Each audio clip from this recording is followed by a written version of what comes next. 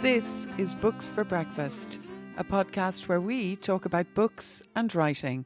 I'm Enda Wiley. And I'm Peter Sirr. And you're all very welcome to this morning's show. Coming up later this month, an online festival of literary films. I'll be talking to IMRAM director Liam Carson. And today's Toaster Challenge guest is Irish novelist Henrietta McKervey. She'll be in to talk about her favourite book and also her new novel, which was published this year, called A Talented Man. So, the coffee's made. The toast is on. And the books are on the table.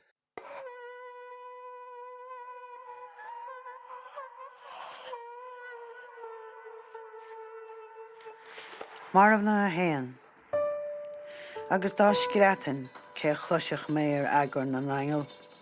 Fiú dá dagach a gceist is go bhórscocht de dhéit ó nach méil in a ucht. Nóir chealú go mé fórsa heachta a láthir. Or nílinn san áilecht ach tús san ua fáis. Is a follow go réigen na deatam.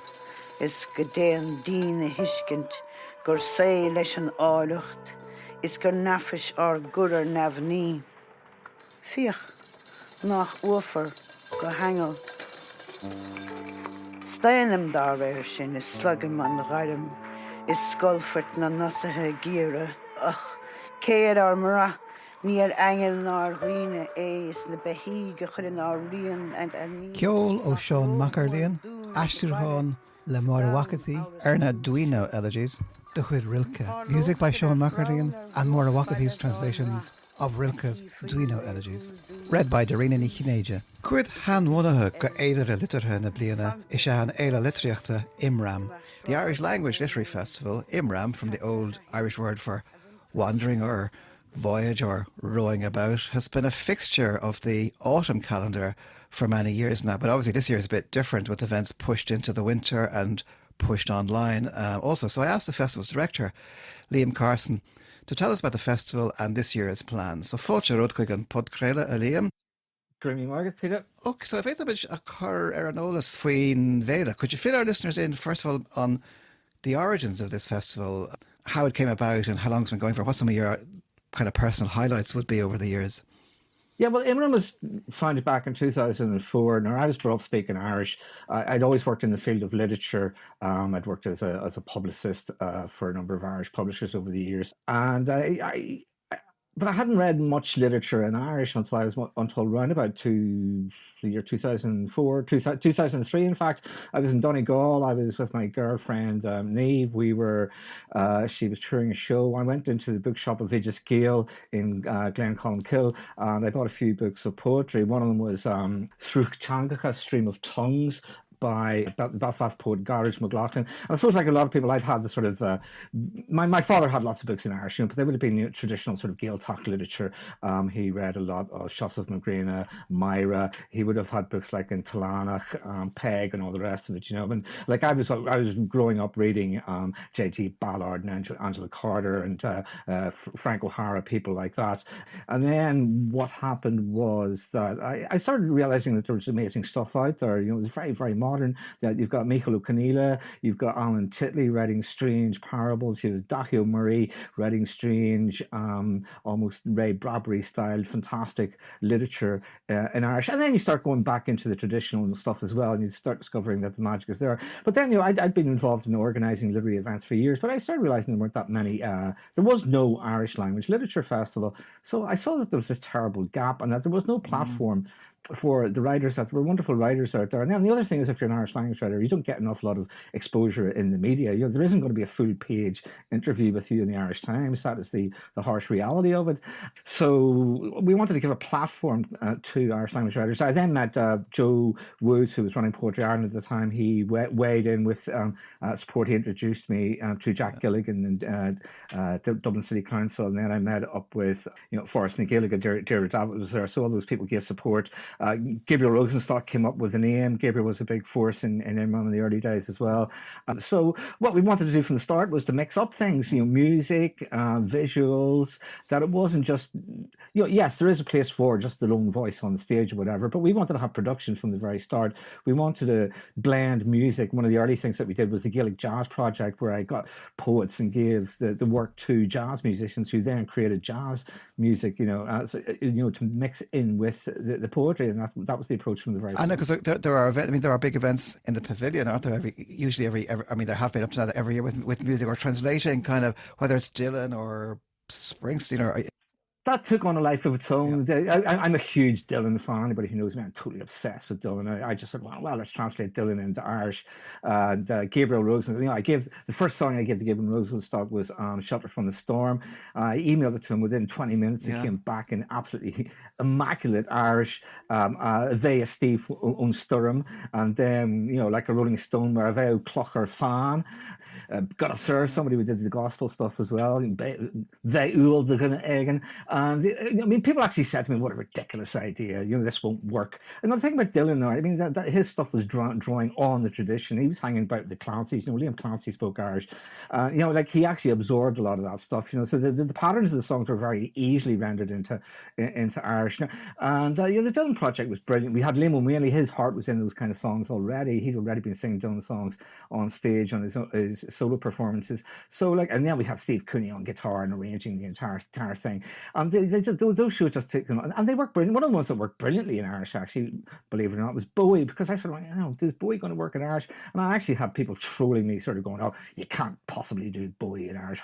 Don't be so ridiculous. It's an insult to Bowie." But Bowie sang in French. He sang in German. He sang songs translated from German. So what is the big beef about Irish? It's the post-colonial hang-up nonsense. And I have no time for these people. But those shows, what happens is people come along, they love them. We also put the lyrics on the screen, so quite often you will get people singing along to the songs at the end of the night, and people come up to me afterwards going, "God, I didn't realize I had so much Irish." So it's a very effective mechanism in reminding people how the Irish is in their head at some level, whether they know it or not. I suppose what you're saying as well, that IMRAM isn't solely directed at those who have Gael Galifa and are kind of free, so that it's open to a wider kind of audience. Is that part of the thinking behind it?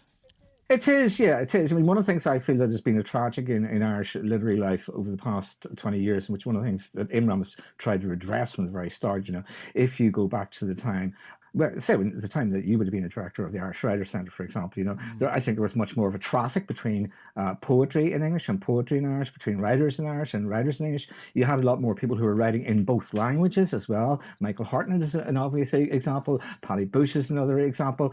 A lot of the poets who were writing in English would have been very clued into the Inchy generation. May not have been writing in Irish themselves, but they were clued into what was happening in Irish. I don't think the same level of traffic exists. I don't think the same level of awareness exists, and we are constantly trying to redress that balance. We're trying to say that Irish language literature and English language literature should be on the same level and on the same platform and interacting and having a relationship. Well, tell us, that's a little bit about the history, but tell us about. Obviously, this is a particularly kind of hard time for the arts in general, and for anybody trying to run a festival, it has to be a bit of a nightmare. This whole COVID thing. So tell us about that. About what happened this year and about moving online. Yeah, well, I've been doing IMRAM now for 15 years. So earlier on this year, I was way ahead of myself. I was saying, this stuff is water off a duck's back to me. I'm way ahead of myself. I had people booked in. I had the venues booked earlier than ever. I was looking forward to, in my psyche, having signed off and everything by the end of June and having an easy summer, and then kicking back into gear again to do the publicity. Then everything happened, and I didn't honestly know what the hell to do at the start. Like most people, everybody was saying, well, it'll all be over by October. Of course, then you start reading books about the Spanish flu in 1918, you discover that 9 times out of 10 in the pandemic, the worst scenario is in October, which is the time our festival was. And I was talking to people like Julianne Mooney, who runs the Dublin Book Festival, and she goes, well, there's no way we're going to stage a festival, because I just think it's going to be really bad in October, and everybody else is in denial. She was very right. Some festivals were at an advantage in a way of being at the start of the pandemic, like Courage. They went online immediately, and they built up a huge audience online. And then there was the novelty of it. I then started seeing people doing a lot of stuff on Zoom. I decided then, after a certain period of thinking, no, Zoom isn't going to work. I wanted IMRAM to have the same production values. So I decided to cut back the program a little bit. We had a whole themed program. We had to drastically change it in lots of ways. We've kept some of the core events that we had planned, but I decided immediately to invest in proper filming of events so that we would have high quality events, because I think I reckon by the time we would have stuff up online, people would be suffering from screen fatigue. So that on Zoom, I'm sick of Zoom personally. I wanted to have something of a higher production value that was more like a film, something that was beautiful to look at, because it's always been important to us to have stuff that was beautiful to look at and to listen to. Yeah, that's what I was going to say, because I noticed that. I mean, we've all been doing these kind of online things. We've all been kind of engaging online, and it's kind of hard at the end of the day. Maybe when you've been on Zoom, doing Zoom meetings and Zoom teaching, whatever, and then you kind of log on to a Zoom reading or festival, and it kind of, as you say, that sort of exhaustion kicks in. So you're up against that, and so I was very interested to see the way you've gone about. I mean, I saw the recent one, kind of focusing on translation with people like Theo Dorgan and Katrina Clarkin and Celia Dufresne, and just the way in which that came across, and the kind of professionalism of it and the interest. It's a different approach. It's a very welcome approach, I have to say. So tell us a bit. I mean, you're presenting this IMRAM this year. It's Féile Erlína de Scanán Literature atá lán go críocht. So an online festival of magical literary films. It's kind of an interesting way to put it. Yeah, well, we've always wanted to take some people into another realm, and if you look at the projects that we have this year and where they are taking people into another realm, you have Luar na Nachratha, which is Ovid's Metamorphosis. I picked 5 stories from Ovid to be rendered in Irish by Katrina Clarkin, who you just mentioned there. Then I invited Cathal Porter to read the stories. We'd planned originally to stage this in the Botanic Gardens. It was going to be a gigantic puppet show in the Botanic Gardens, and we were going to be inside the glass houses, because a lot of Ovid stories are about people being transformed into trees. So we were going to have people as trees in the glass houses. But then glass houses in the middle of a pandemic, not a good idea. So puppet show, the puppet show became a shadow puppet show. So my partner Niamh Lauder created shadow puppets. As well as that, we have Margaret Lonergan, who does a lot of work for him. Some of the stories are illustrated through images, classical artwork projected onto a screen. And then I invited Sheila Denver, the traditional musician and singer, and Thomas Johnson. They've been working together. Thomas himself had suggested Sheila, and he runs Cool Connected. So they created sound effects and composed new music, so that while Cathal is reading, this music is playing behind him. Then it'll break into traditional song every now and again, or Sheila will sing a few lines of it. And then, then it will shift into the next story, which is Shadow Puppets. Now, originally it was going to be one big long film, but we decided, hang on, we've got 5 stories here, one big long film, maybe too much for people to handle. Break it down into 5 short films. So when you break it down into 5 short films, they're going from 15 minutes to 25 minutes. And we're going to release one every 2 days over a period of 10 days with that. I'm just interested in Ovid, because it just seems to me that Ovid is having a bit of a moment, or maybe he's never not had a moment, in the sense that he keeps coming up. I mean, I know there was an anthology last year of poetry where poets responded to Ovid, and there's been other kind of projects like that. What is the attraction of Ovid? Well, my specific trigger originally was this year.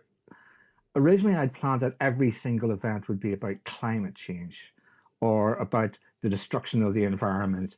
And one of the things that I noticed when I picked up Metamorphosis was that in the very first story, the story of the creation, and you have this sort of humanity comes in after the gods have created the world, and then you have the age of silver, and you have the age of gold. And what you actually have thousands of years ago is Ovid describing the landscape being raped by human beings, the landscape being destroyed by human beings. Then if you have the story of Phaeton, for example, which is one of the ones that we have, and it's a classical story of hubris, of Phaeton goes to his father, the sun god, and he wants to be acknowledged as being the son of the sun god. So he said, give me a go at riding the chariot across the heavens. I can do that. His ego takes over, and that to me is almost a again, the truth has been written 2,000 years ago. That this is the exact moment that we're living in. That you have the Bolsonaros and the Boris Johnsons and the Donald Trumps of this world who are complete and utter total idiots. We know they're complete and utter total idiots. We know they're morons, but they are given the reins of the chariot. And what happens when you give them the reins of the chariot is that they burn the heavens, they scorch the earth, and they destroy the world. So I went to myself, this story is a story of our times, and it was written thousands of years ago. And that's why I wanted to have Ovid, So even though we sort of moved away from the overall arching theme that we'd originally planned, I kept that in. And I think if you look at every single thing in Ovid resonates with today. And they're just fantastic stories. They're a fantastic weave of stories. I love the way one story will go into another story, and the whole theme of transformation behind them.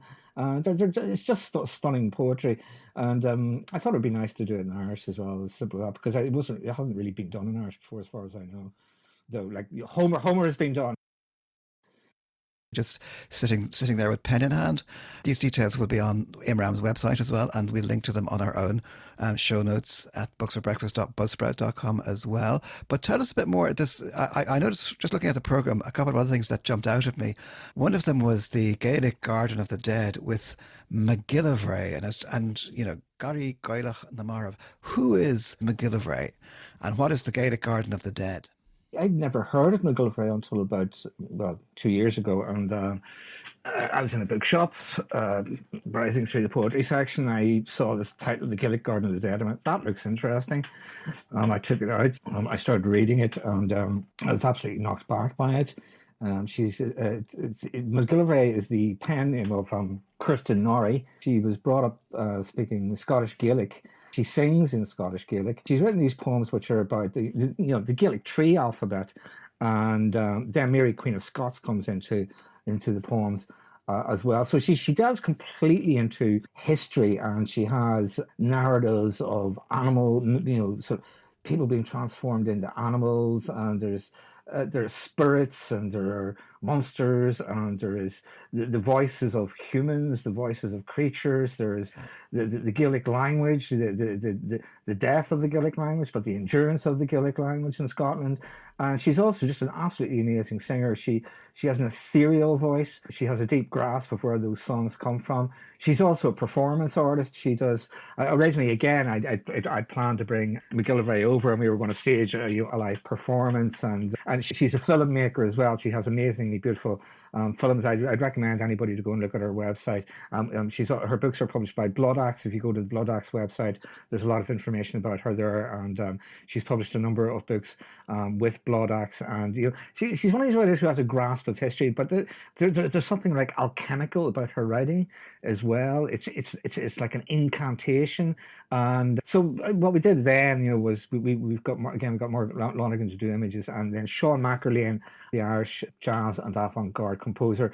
I just thought from the very start that he's worked with a lot of Irish traditional musicians over the years, and he's also worked on a lot of IMRAM projects, and he understands the traditional music, he understands jazz and experimental music. So they were a natural fit to put the two of them together. And obviously they couldn't be in the same room together. So what you do there is Kirsten would record herself singing the songs unaccompanied. She would send them the sound files to Sean. Sean would compose the music separate, mix the two in together. Then Margaret Lonergan creates the images. Then all the images and the soundtrack go to an sound engineer that I have. I'll call Liam Grant, and then Liam will sync all of this material together, and then you essentially have a poem film. So in this case, it's not like you're filming performers on a stage. It's the entire thing has been created by individuals in their own rooms, and then you mix it all together. There's such kind of innovation being shown in all this. I kind of even think that once, if we get past this, if we get past, and even the Black Death past eventually, like when we get out into the kind of the blue skies of the post-COVID land, I think a lot of this innovation will remain. I think that the kind of things that are being done, I think they'll become will they become sort of permanent parts of things like festivals or education. I mean, I think some of these things, obviously it'll be brilliant to be back in a theatre. But some of this kind of innovation and some of the kind of involving people from distant places and mixing and matching, I think. Yeah, do I you think so. I mean, there's other things that I want to do next year as well in connection to the fact that that has made me think about certain things. For example, like Irish language writers, people always sort of think of, Irish language writers are, Irish, they're in Ireland, and I've just been reading a guy called Colin Ryan, an Australian writer. He's written short stories. They're all set in Australia, he, to the best of my knowledge, he's never been in Ireland. There's a guy called Panu Petteri Hoglund who lives in Finland, who used to live in Ireland. He's written an amazing book called Leabhar Niva, the Book of Poison, which is based on, it's sort of mixing up Irish folklore and H.P. Lovecraft, the Cthulhu mythos of H.P. Lovecraft. He's based in Finland. You've got Alex Hyman's down in Brazil. There's a number of other people. So I think at some stage next year, I'm going to have an event, which will be Irish language writers from around the world, because now we can easily bring them onto a virtual platform and do something interesting there. The other thing, though, as well, is I've always felt with IMRAM, we invest a lot of money in all these projects, and although I had sound archive, I never had a filmed archive, and you invest I invested a massive amount of work and time and energy into creating things, and then you sort of see them disappeared, So it'll be nice to have an archive. And we're also doing interviews with authors in conjunction with the Museum of Literature Ireland. So and the idea is that we'll have these interviews broadcast on their radio station, their online radio station, but they will also form a part of an archive. I think it's very important to document the lives of Irish language writers, to have them on, a record that you can listen to, an archive that people can listen to in future generations. I think that's right. I think it's brilliant. It would be brilliant to have an ongoing archive like that people can go back to. I know we're running out of time, but just to mention, I just tell because the Duino Elegies are going to be producing Irish again, a whole series of films, which is again a very interesting project. There's Movagoshta, which is taken from the book by Seosamh Macarena, Mavalach Hain. So it's sort of based on that. And then you have Cran, which is based on Richard Barengarten's poem Tree, as a symphonic hymn to a tree in all its aspects.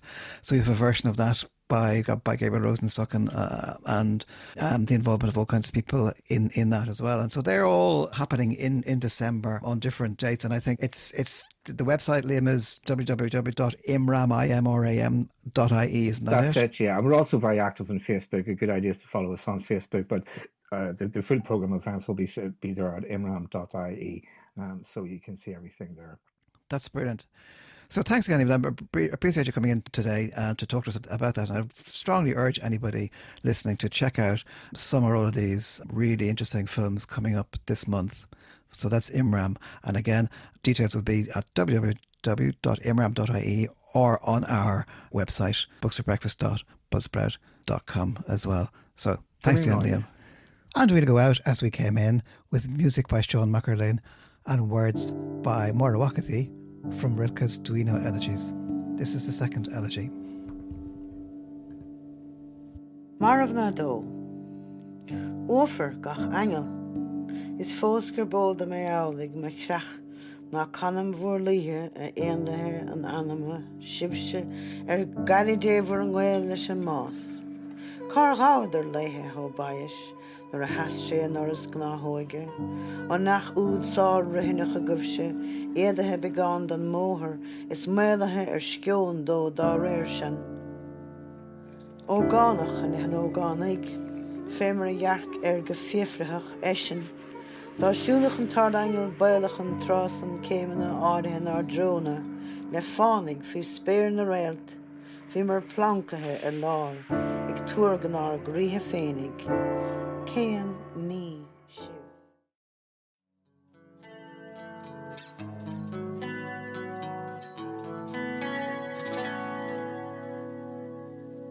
There he was, sitting alone no more than 20 feet away. Ellis stared hard, willing the slivers of mirror to explain what was happening. The stranger was frowning, his lips folded in on themselves.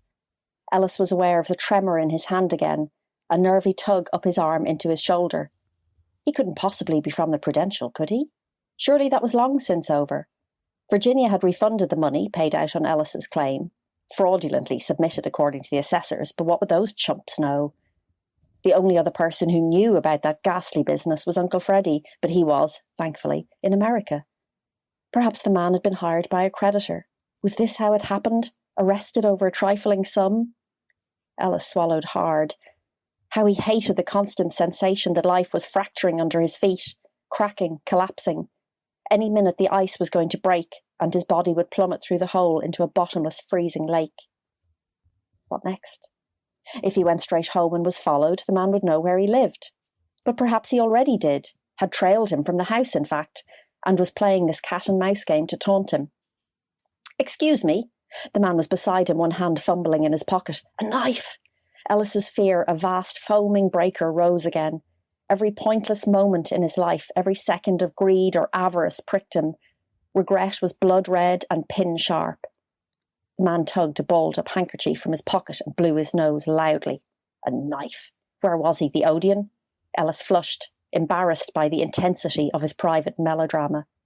"You are Ellis Spender, aren't you?" For a moment Ellis was about to deny it. How could the stranger prove anything? But if he was a policeman, would Ellis be in more trouble for denying it? Was denying your own self a crime? Oh, the intriguing world of Ellis Spencer. And that was Henrietta McKervey reading from her new novel, A Talented Man, published this year by Hachette Ireland. Well, Henrietta McKervey was born in Belfast and she now lives in Dublin. She's a prolific novelist with a flair for page-turning narratives.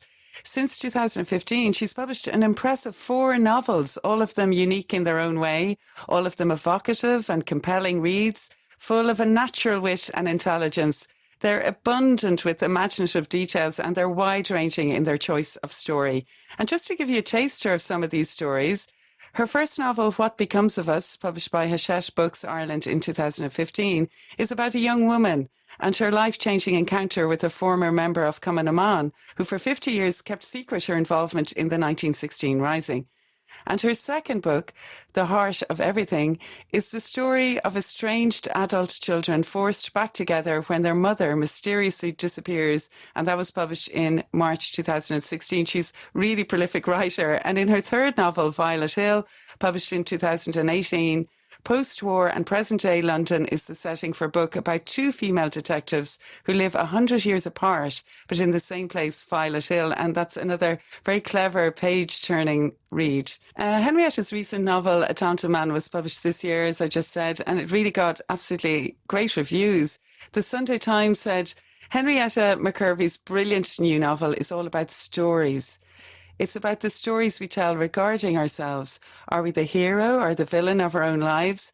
It's about what gives a story value and the ways in which a story can take on a life of its own, for better or for worse. A Talented Man is a wonderfully entertaining read, and it's a review that I have to agree with. It's a book I thoroughly enjoyed. I'd like to congratulate you on it, Henrietta, and welcome you to Books for Breakfast. Thank you very much. Lovely to be here. Just to start off, the idea of an imposter in literature, it's appeared in many novels. I'm thinking of books like The Life and Loves of a She-Devil by Faye Weldon, or The Count of Monte Cristo by Alexander Dumas, or even The Wizard of Oz, which we all watched as children, is an imposter in the novel by L. Frank Baum. So the title of your book, A Talented Man, is it obviously a nod to Patricia Highsmith's thriller, The Talented Mr. Ripley? In your novel, obviously, we heard there from that piece, we've Ellis Spencer. He comes up with an ingenious plan to solve his financial problems. But I was just wondering, could you tell listeners a little bit about Ellis's plans without spoiling the plot, of course? And did you, in some way, did you have Ripley at the back of your mind when you were writing this book? Yes, Ripley was certainly there for one aspect of Ellis's. I love Patricia Highsmith. I think she's an amazing suspense writer. And even though the later Ripley books I find stretch credulity a little, the first one is so pin sharp in the way he's drawn. And my challenge to myself with writing Ellis was, can I write a character that, like Ripley, does the most awful crimes, and there's no morality, there's no desire for heroism whatsoever. It's completely immoral. And that you still want him to get away with it. You still are on his side. And that was the challenge I gave myself. Could I write someone that was so awful and yet the reader had their fingers crossed behind their back? Yeah, which is very like Ripley, really. Yeah. So I think you've achieved that, actually. And reading your novel, I felt that the really talented man of the novel isn't, in fact, Ellis, but it's Bram Stoker himself.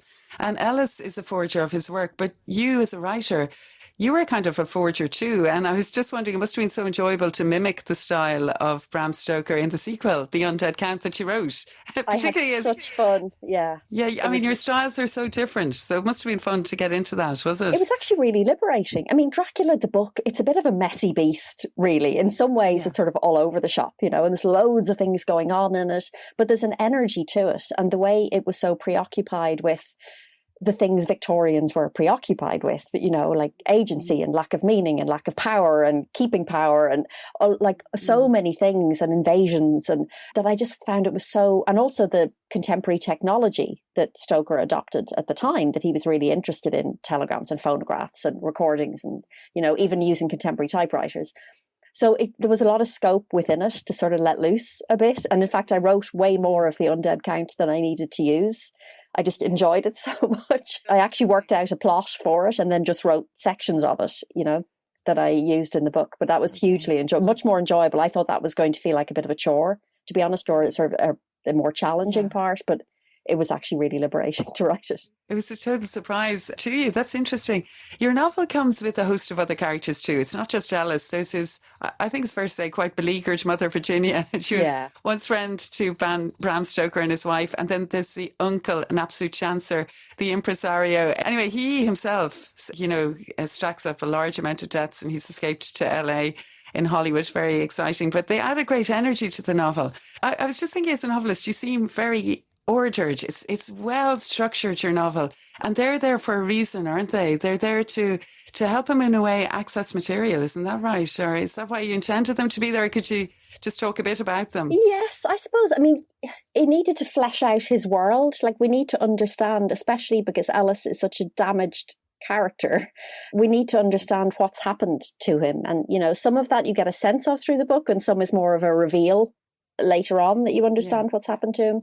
So he needed to have a cast of characters around him that made him seem more real, even when they were just they were off doing their thing and he wasn't necessarily involved in it, but they made him, these older adults in his life have made him what he is. So that was part of the reason. And then also, obviously, with the book, there's sort of structural narrative reasons as well. Ellis in the book isn't even 30, and Bram Stoker has been dead for decades. Florence Stoker, his wife, is dead a year. But for Ellis to have had realistic contact or knowledge of the family, it obviously needed to be the older adults in his life. So his parents and his uncle, who would have had contact with them. Because it was actually Florence Stoker originally was how I got into the story, just from reading about her and what an interesting woman it sounds like she was. And the version of her that we have come to, I suppose, be more faithful to, as the version of her is the one post Bram's death, where she became this very resolute executor of his literary career and took on anybody who she felt wasn't respectful of that. And I think that must have been a really interesting position for her. She was trying to promote his work and earn money from his work, while also stopping anything that she felt was an unfair or inappropriate use of his work. And I'd imagine that's quite a tricky balance. So that was actually how I got into the story originally. Was for meeting her, about her and Dracula. Yeah, that's very interesting. And then it's set, your novel, in 1938. So Florence had died around that period. So was there a reason why you set it in that time? There was two reasons, actually. One is that for it technically to work, I think for it to feel like a genuinely possible narrative, Florence Stoker needed to be dead. Like, it was just that simple. She was too involved in everything that was happening to do with her Bram's work, that if a forged manuscript of Dracula appeared in 1938 and she was alive, she would have been all over it. And that would, for me, writing the book, that would have been a very tricky complication to solve without making her look like a dupe. And I also have what I call a biographical squeamishness. I'm kind of reluctant to represent real people in a way I feel it might be unfair to them, or it might be like so. And I thought that would be a really unfair thing to do to her, who worked so hard for her husband's legacy, to then make her be fooled by something. So I thought, no, she has to be dead. And then in 1938, I'm also really interested in the period just before and after a war. So Violet Hill is set, it's half set in 1919. And it's just that sense of in 1938 and going through old newspaper archives of the time. Like, for a lot of 1938, there was still a real sense of, it'll be fine.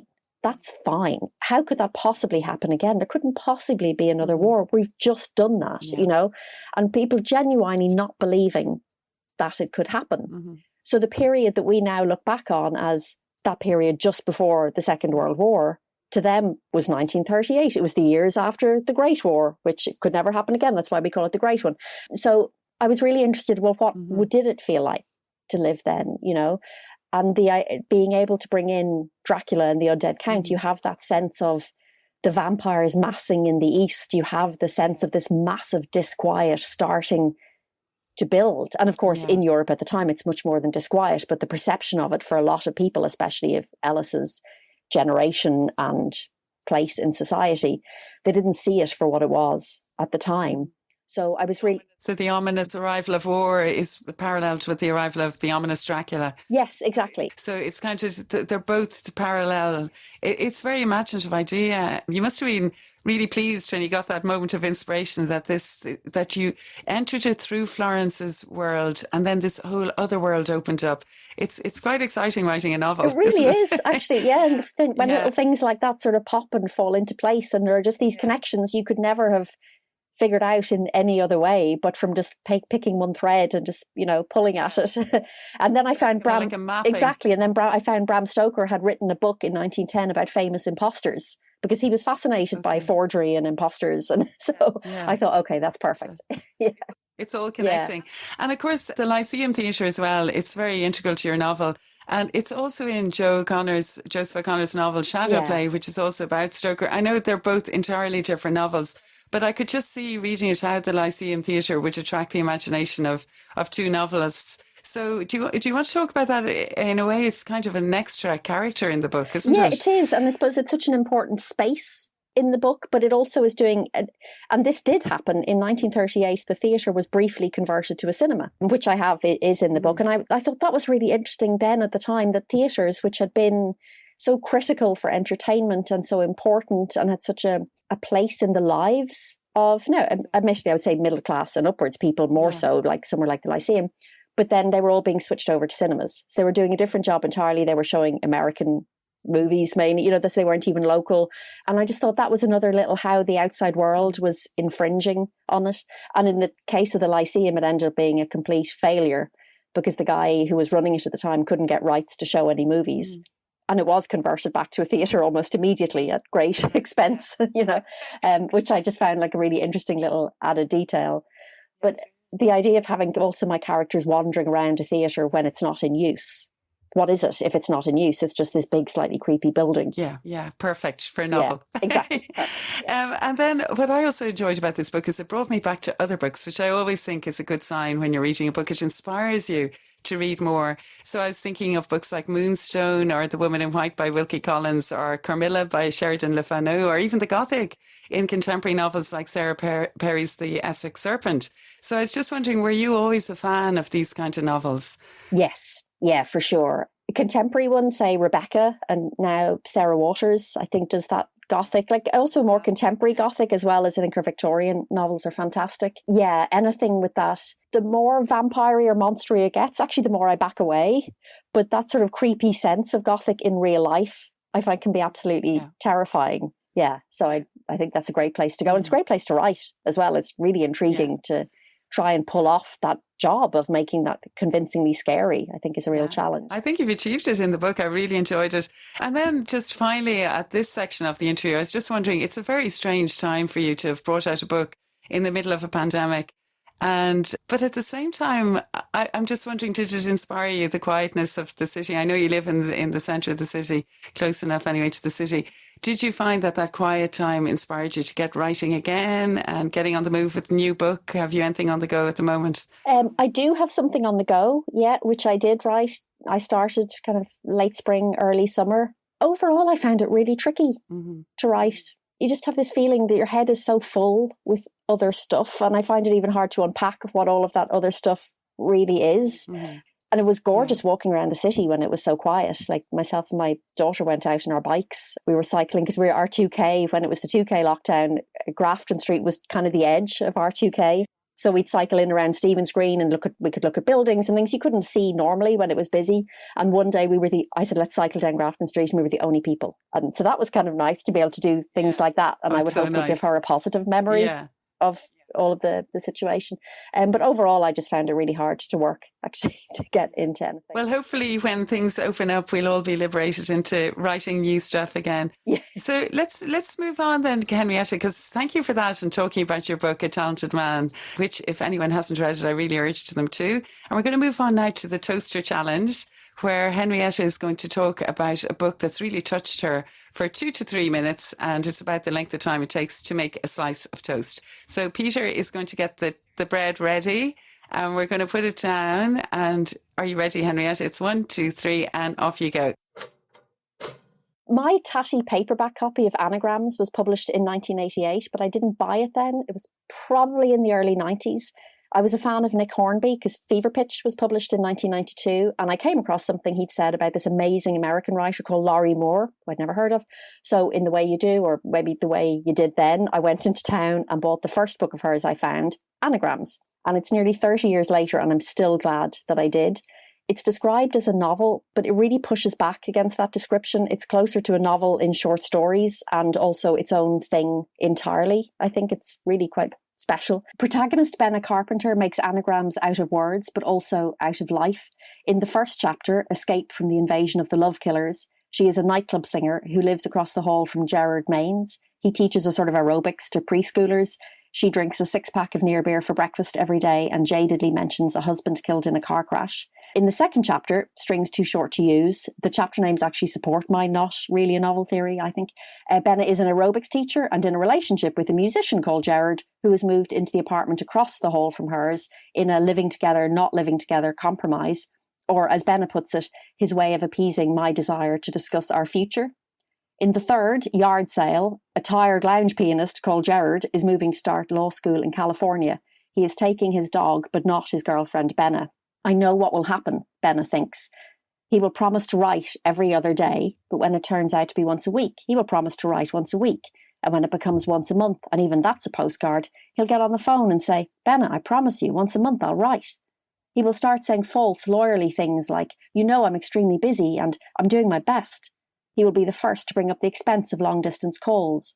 Words like res ipsa locator and ill behooves will suddenly appear on his tongue like carbuncles.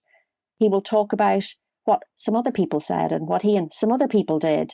And when he never specifically mentions women, it will be like the Soviet news agency, which never publicised anything containing the names of the towns where the new bombs are. So by the last chapter, the None of That, it's called, Benna is going to visit her brother Louis for Christmas. A close friend of hers has died and she needs to get away. We've met so many Bennas by then, singer, aerobics teacher, poet, mother, lover, friend. And yet the truth, or such as it ever is clear. It's like this golden thread that shines through the chapter and pulls you through the story. But the thread is reality and imagination. It's the stitches in Benna's broken heart. I think nobody writes tragedy intertwined with comedy like Laurie Moore. Her writing is mysterious and clever and bold and joyous, even when her characters are miserable. Anagrams is so well crafted and admirable from a technical point of view, but the clever construction isn't why I love it. She turns words inside out and makes them dance. I've read it many times, once every 2 years now, though for the first decade, I'd say it was once a year. She doesn't go easy on the reader. In fact, she hurts us, but she does so in such a vital, honest way. You will forgive her. I forgive her every time. It's amazing. I actually haven't read that book, but I'm bursting to read it now, having heard you. It sounds amazing the way there are different versions of the two characters. I can see it there, your well-worn copy. 30 years old. Yeah. And she was 29 when she wrote that. That was her debut novel. She'd written a collection of short stories, hadn't she? Which I had actually read called Self-Help. That's right. So it's very interesting to hear how you were nearly describing it. You're wondering, is it a novel? Is it a collection of stories? But it all blends so imaginatively together. The idea of being in love and not being in love. And I was reading about her and she said that she got such a shock when the publishers rang her and said they were going to take it. And she said, I was in a constant state of surprise. You're so alone when you write that you tend to be unaffected by reviews. You only wonder whether you can write something again you can believe in. But she's a writer who actually has you totally believe in the various worlds she's created in that novel. You're still reading it. And I could see actually parallels with your own writing as well, because I think you're great at creating worlds that we also believe in, whether it's Violet Hill in 1918 or, it's Ella Spencer, the brilliant forger of Bram Stoker. So I'd like to thank you, Henrietta, for bringing that book to our attention. I'll certainly be looking for it. And of course, I'd like to thank you for coming into Books for Breakfast, talking about your own novel as well. So we were talking about Anagrams by Larry Moore and A Talented Man, published by Hachette Ireland this year. We're very lucky to have Henrietta McKervey here. And just before she goes, I'd just like to quote the Irish Times, who said that A Talented Man is a stylish, compelling and utterly absorbing, atmospheric, beautifully written novel. It sounds very like Larry Moore's own writing. And if listeners haven't got a copy of A Talented Man, I really urge you to do so. I think it's perfect reading for Christmas time. Curl up by a fire and read it. So thank you very much. And as usual, all details on both books will be available on www.booksforbreakfast.buzzsprout.com. So thank you, Henrietta. Thank you. Thank you very much. I think we've reached the end of our Books for Breakfast podcast this morning. I'm definitely rushing off to have more coffee. And I'm Enda Wiley and I have Peter Sirr here with me. And Peter, would you like to tell everyone about the details of the podcast if they'd like to listen again? Well, you can subscribe at all the usual sources, Google and Apple and so on. And if you want to check out the notes that go along with this podcast, you can go to booksforbreakfast.buzzsprout.com. And yeah, so we'll be back again next Thursday morning. We'll have the toast on. We'll have the kettle boiling. We will have more books to discuss. And we're looking forward to having you here. So goodbye, everybody. Goodbye.